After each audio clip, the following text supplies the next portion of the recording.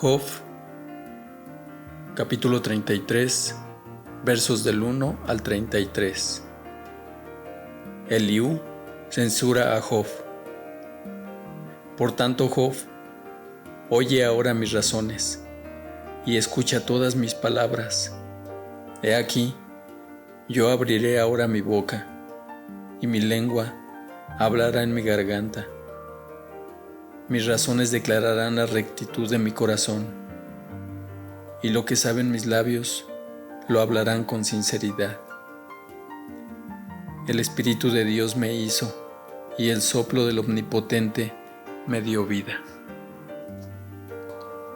Respóndeme si puedes, ordena tus palabras, ponte en pie. Heme aquí, a mí en lugar de Dios, conforme a tu dicho. De barro fui yo también formado. He aquí, mi terror no te espantará, ni mi mano se agravará sobre ti. De cierto, tú dijiste a oídos míos, y yo oí la voz de tus palabras que decían: yo soy limpio y sin defecto. Soy inocente y no hay maldad en mí. He aquí que él buscó reproches contra mí y me tiene por su enemigo. Puso mis pies en el cepo y vigiló todas mis sendas. He aquí, en esto no has hablado justamente. Yo te responderé que mayor es Dios que el hombre. ¿Por qué contiendes contra él? Porque él no da cuenta de ninguna de sus razones. Sin embargo, en una o en dos maneras habla Dios, pero el hombre no entiende. Por sueño, en visión nocturna, cuando el sueño cae sobre los hombres, cuando se adormecen sobre el lecho, entonces revela al oído de los hombres y les señala su consejo, para quitar al hombre de su obra y apartar del varón la soberbia. Detendrá su alma del sepulcro y su vida de que perezca a espada. También sobre su cama es castigado,